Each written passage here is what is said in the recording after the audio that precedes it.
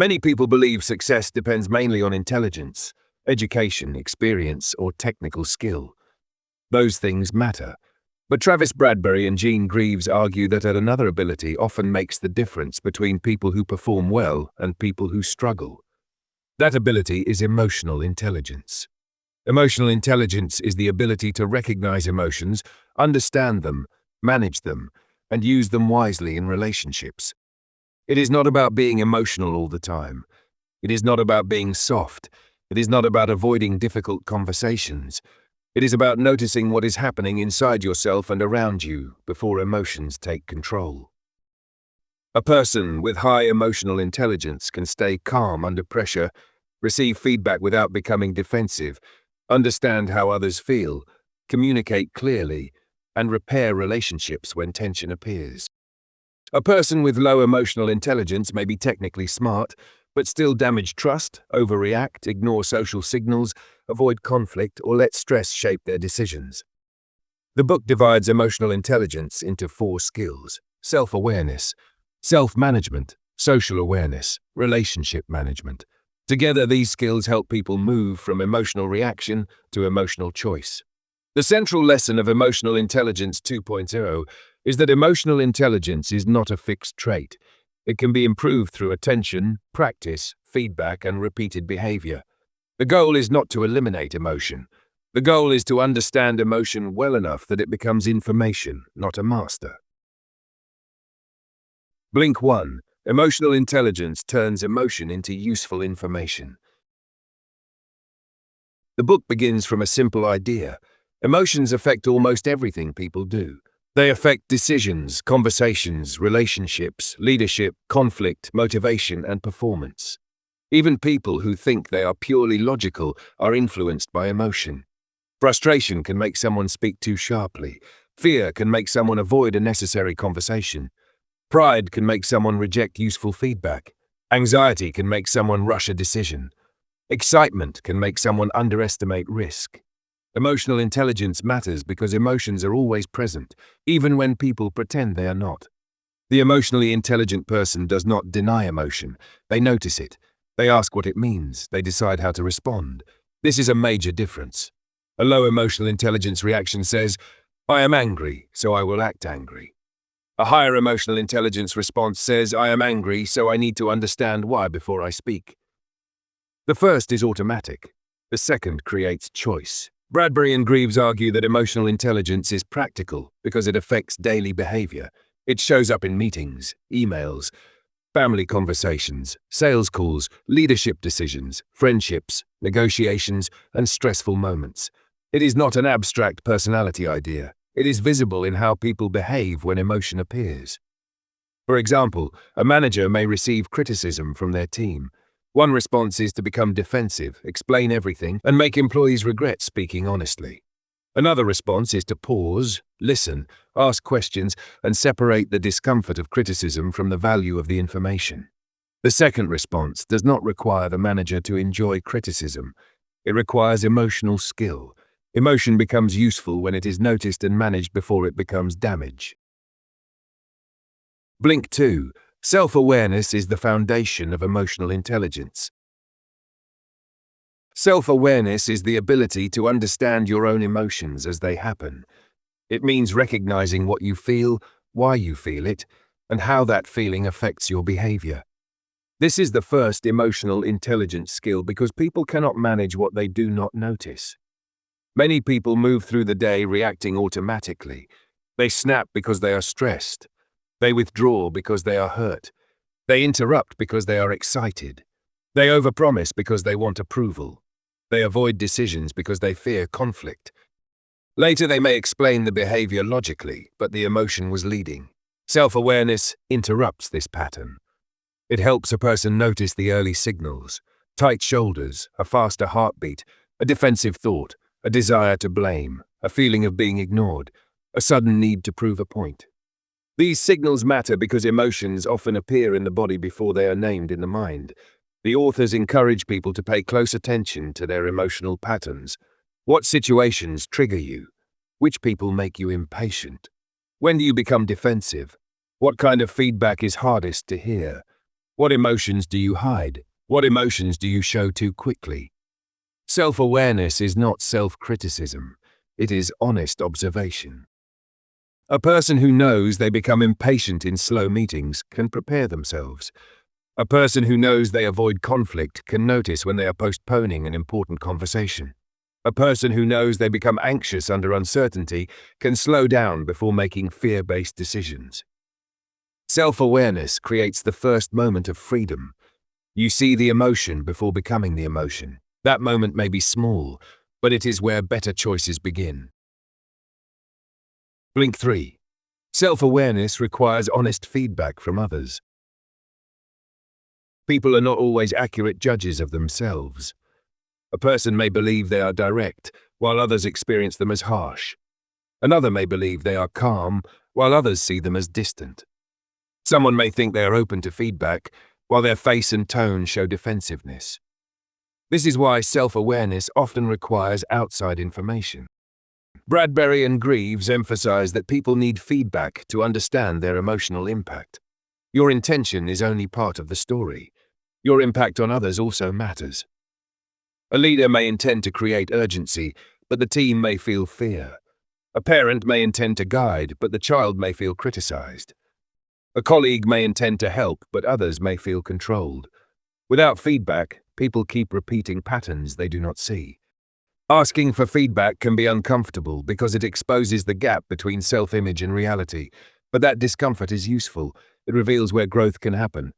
The key is to ask people who will be honest and thoughtful. Not everyone gives useful feedback. Some people flatter, some attack, some avoid details. The best feedback is specific.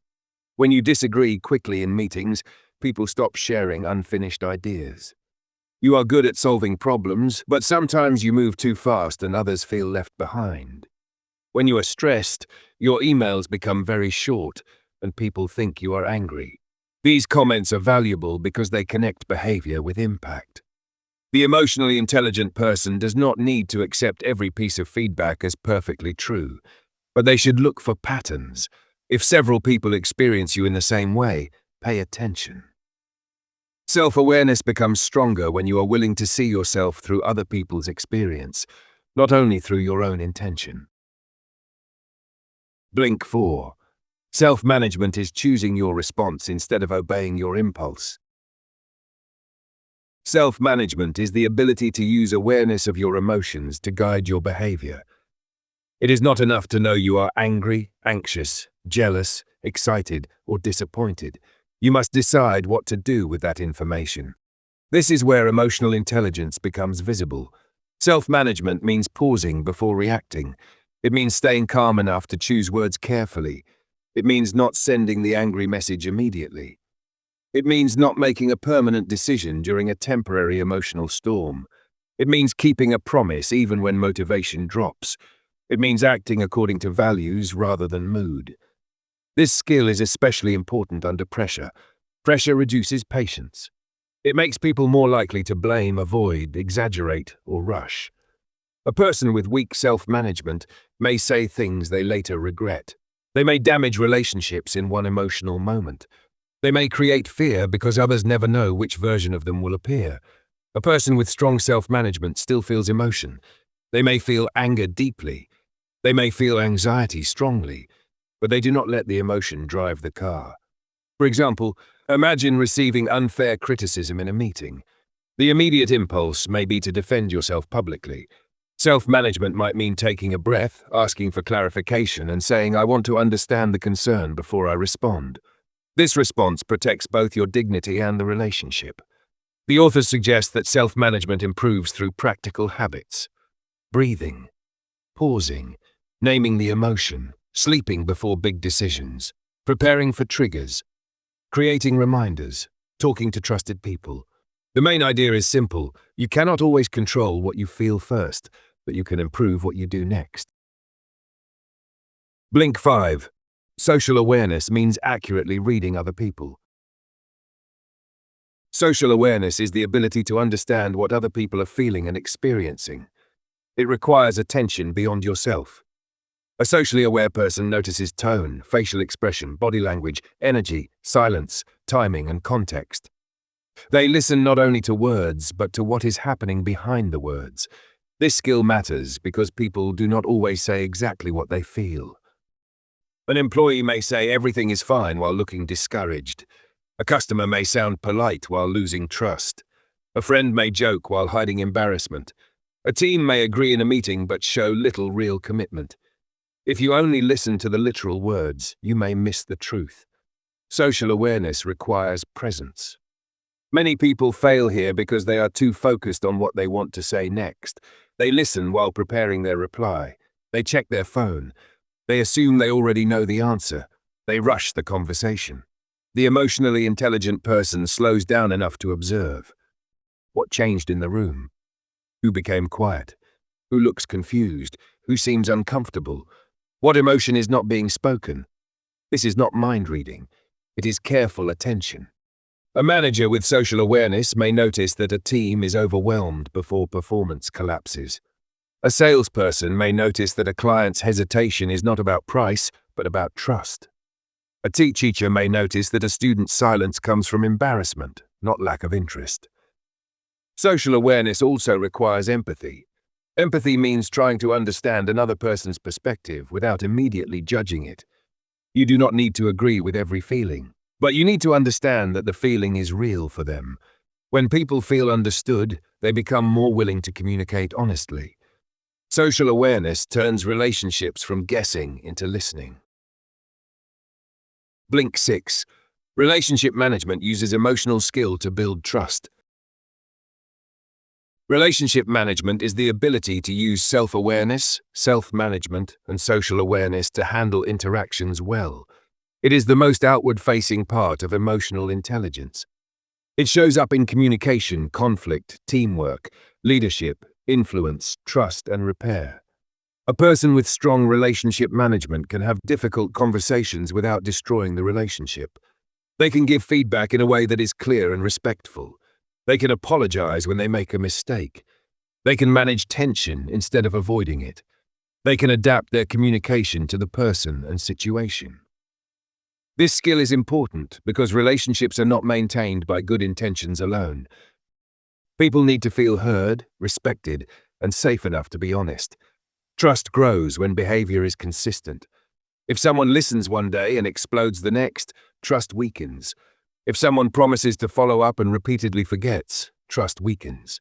If someone takes credit but avoids responsibility, trust weakens. Relationship management requires emotional discipline over time. It also requires repair. Every relationship experiences misunderstandings. Even emotionally intelligent people make mistakes. The difference is how quickly and honestly they repair the damage. A simple apology can matter greatly when it is specific and sincere. I interrupted you in that meeting and I realize it made it harder for you to finish your point. I am sorry. That kind of repair builds credibility because it shows awareness and responsibility. Relationship management is not about pleasing everyone. Sometimes it requires saying no, setting boundaries, or giving difficult feedback, but it does those things with respect. The goal is not to avoid all discomfort. The goal is to handle discomfort in a way that protects honesty and trust. Strong relationships are built through many small, emotionally intelligent moments repeated over time. Blink 7. Emotional intelligence is a skill that grows through practice. One of the book's most encouraging messages is that emotional intelligence can improve. People often treat emotional habits as fixed personality traits. They say, that is just how I am. I am bad with conflict. I have a short temper. I am not good at reading people. I shut down under pressure. Bradberry and Greaves argue that these patterns can change with practice. The brain can build new habits. But improvement requires more than reading about emotional intelligence. It requires repeated behavior in real situations. A person who wants better self-awareness might start checking in with their emotions several times a day. A person who wants better self-management might practice pausing before responding to stressful messages. A person who wants better social awareness might focus on listening without interrupting. A person who wants better relationship management might ask for feedback after difficult conversations. Small actions matter because emotional habits are often automatic. They were built through repetition. They must be changed through repetition. The author's approach is practical. Choose one skill. Choose a few specific strategies. Practice consistently. Notice what happens. Adjust. For example, someone who becomes defensive during feedback might practice saying, "Thank you. I want to think about that," before explaining themselves. At first, this may feel unnatural. Over time, it becomes easier. The goal is not instant transformation. The goal is gradual rewiring. Emotional intelligence grows when people become more aware of the gap between stimulus and response.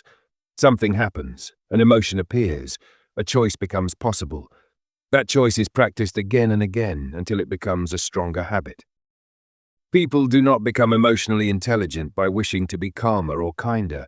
They become emotionally intelligent by practicing calm and constructive behavior when it matters.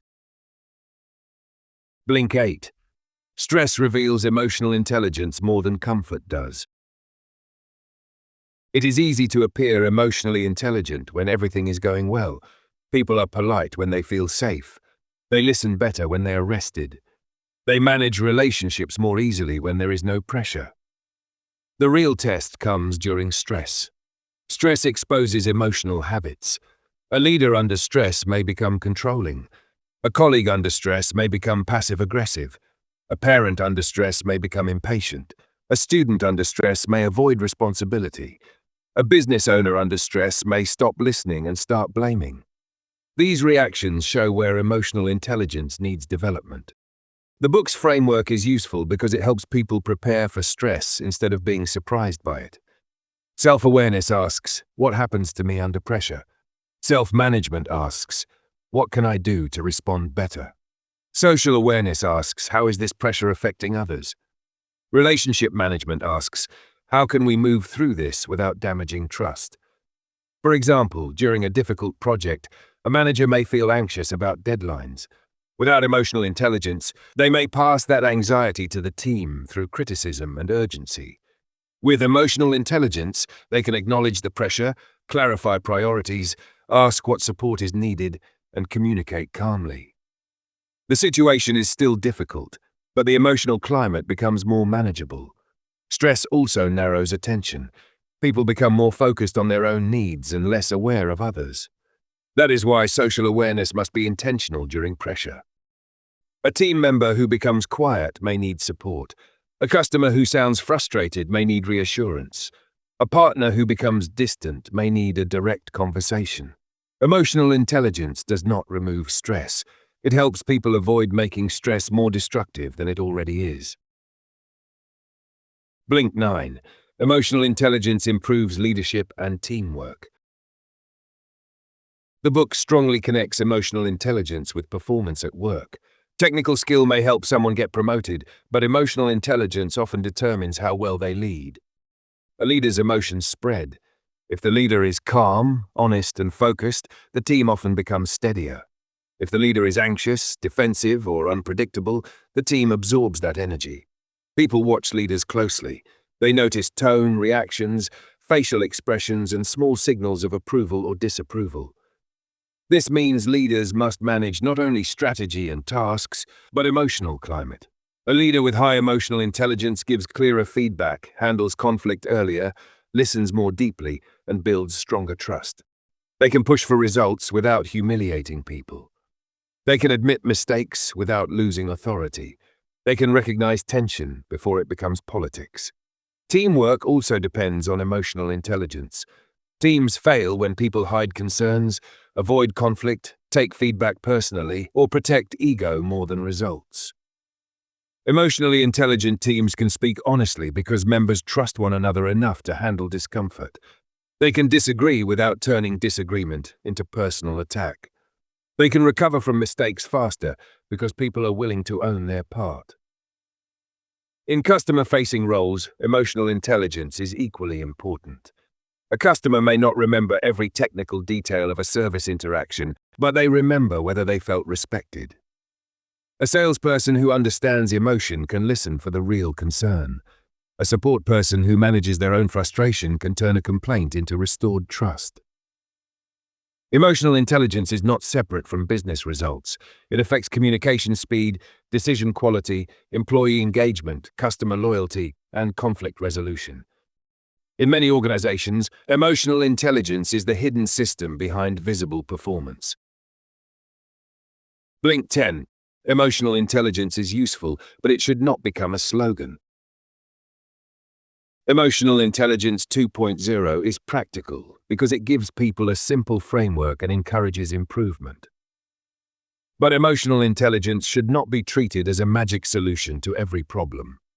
Some workplace problems are not caused by poor emotional skill. They are caused by bad incentives, unclear strategy, unfair pay, toxic leadership, poor hiring, weak systems, or unreasonable workloads. Telling people to improve emotional intelligence should not become a way to make them silently tolerate bad conditions. A person can manage emotions well and still need to set boundaries. A team can communicate respectfully and still need better resources. An employee can be empathetic and still deserve accountability from leadership. Emotional intelligence is also not the same as being pleasant all the time. Sometimes emotionally intelligent behavior is direct. Sometimes it challenges someone. Sometimes it says no. Sometimes it names a problem that others are avoiding. The difference is that it does so with awareness and respect rather than uncontrolled emotion. The best use of the book is personal responsibility. Each person can ask, what emotions do I need to understand better? Where do I react automatically? How do others experience me? What relationship habits help or hurt my work? What one behavior can I practice this week? The book's strength is that it turns emotional intelligence into something practical and trainable. It gives people language for skills that often remain invisible, but the real value comes only through practice. Reading about self-awareness does not create self-awareness. Reading about self-management does not create self-control. The work happens in real moments. The meeting where you feel defensive. The conversation where you need to listen. The mistake where you need to apologize. The pressure where you need to stay steady. That is where emotional intelligence becomes real. Key takeaways from the book. Emotional Intelligence 2.0 teaches that success depends not only on intelligence or technical ability, but also on how well people understand and manage emotions. The 4 core skills are self-awareness, self-management, social awareness, and relationship management. Bradberry and Greaves show that emotional intelligence can improve through feedback, practice, attention, and repeated behavior. The book's central lesson is that emotions should not control us unconsciously. They should become information we can use to make better choices and build stronger relationships.